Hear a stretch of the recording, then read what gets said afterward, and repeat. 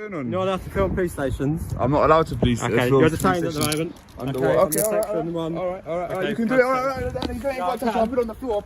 It's alright. It's alright. There's no bother, mate.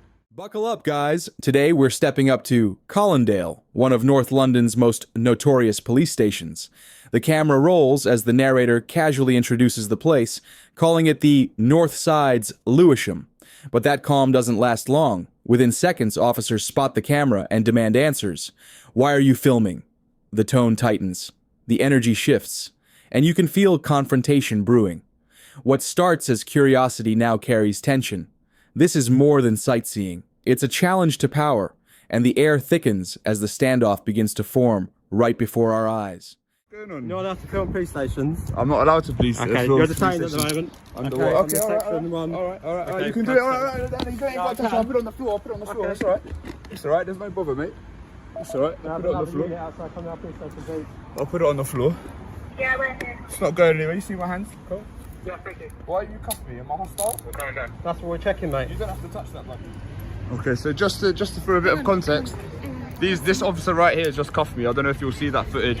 This kind officer's just taken me out of cuffs. This is a lady. What's your name, sorry? PC Emily Gilroy. Emily Gilroy. Where are you from, Miss Gilroy? Counter-Terrorism. Counter-Terrorism unit. So we've had a bit of compromise. She's agreed to speak to me. Well, I've agreed to speak to her as long as the cuffs were taken off. So now we're having this conversation. So, Miss Gilroy, what do you want to know?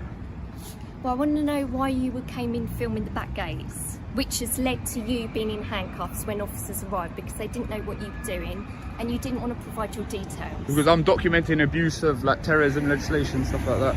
Okay. You know, legally, I don't have to actually give you a reason. I don't have to account, so I don't actually have to say anything. But okay, but it's going to make us suspicious, isn't it? Okay, yeah, but legally speaking, I don't have to account for myself in a public place. Is this a public place? Yes, of course it is. Okay, so technically, if I'm in a public place doing legal activity, I don't have to account for myself, right? No, so technically, I don't even have to say anything, right? That's fine, absolutely fine. I'm not disputing that.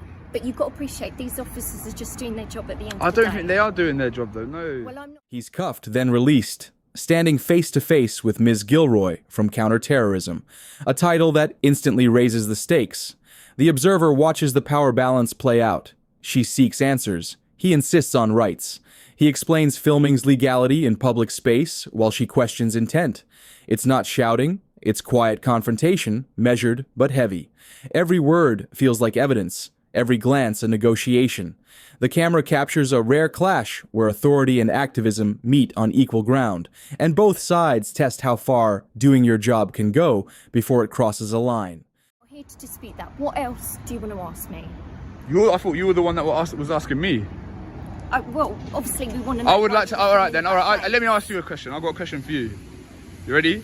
Can you answer me why you were filming the back gates first? I've literally just answered the question. I'm documenting abuse of legislation by police officers.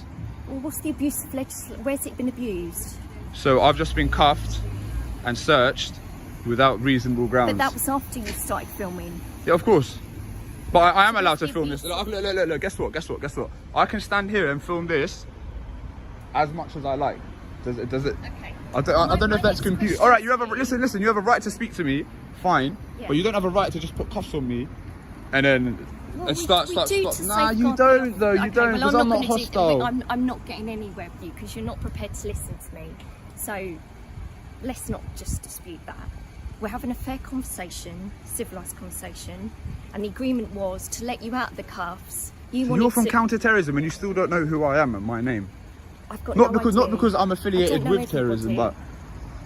Do you want to tell me who you are? I'm not going to tell you who I am. You'll easily find out who I am. You know what? If you Googled something like man filming outside police station or YouTubed it, we've got loads of those. There's too many. There's too many to count. We've got loads of those. So give me a little bit more. No. It's not my job to tell you. Just first name. It's not my job. It's not my job to do that. Not your job to give me your first name? No, look, well, why would I give you my first name? Just so we can have a conversation and I can call you Nick or whatever your first name is. Why don't you call me like Sir or Handsome or something like that? Okay, so you've come to just film the gates just for the reason you've given, yeah? Okay, is there any other issues that I can help you with today? I would like you to explain the grounds for the search. because he first said section 1 of PACE. Now the real legal storm hits. The man demands clear grounds for his search. First it's Section 1 of PACE, then Section 47 of the Terrorism Act, and finally Section 43. Even the officers seem uncertain, flipping through legal justifications. The observer sees control slipping as they scramble for authority. He calls them out on inconsistency, demanding it be written down, and the silence between lines says everything. This is the core of accountability: knowledge against uniform, reason against routine. In this 2-minute exchange, the law itself feels on trial. How hard was that? We didn't have to do all this. I know. Yeah, so what was the Well, need if for you'd all have that? Why didn't you just tell me you were Cody Burks? Yeah, I must say, you're very beautiful though. Thank you. Am I allowed to say that? Why do you film police stations? What's it all I've about? told you. But you've been going around filming different police stations. Yeah, and I but can, why? because I can. I know you can, but what are you getting from it? I know you can. I think it would be difficult for me to explain it to I'm you. just interested. I don't just do it here to like cause a nuisance and try and belittle you. Like the whole time, I kept it together pretty well, to be fair, despite all the. Yeah, you did compared to a Despite- lot of people I've dealt with. Absolutely. Yeah. So like, obviously, like the point here is not to try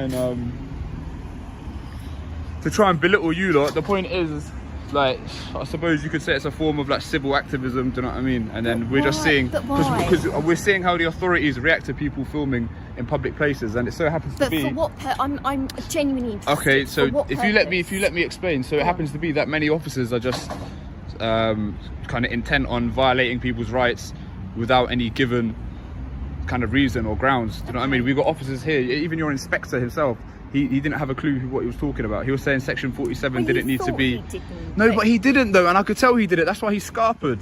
Do you not understand the point? We're here to find the bad apples, so might to have speak. had something else to That you're attend probably to. one of the better ones. Do you know what I mean? But it's like a lot of the way that the police go about it. It's like ultimately this is a free country. Does that make sense? Yeah, And I the just- legislation you know says I don't act without the boundaries of the law. Do you know what I mean? Is Like, your what? first name actually Coley? Because I don't want to call you like. No, it's not. It's not my first name. No. Okay, all right. Can I call you Coley then? Yeah, you can. All Yeah. right. But Cody, listen, you've got to understand that anybody that comes to today, in today's climate, anybody that comes to a police station films. Police have to do their job, Cody. Come on, you do the same if it was outside. Why are you looking at me? I was just seeing if you had a wedding ring on him.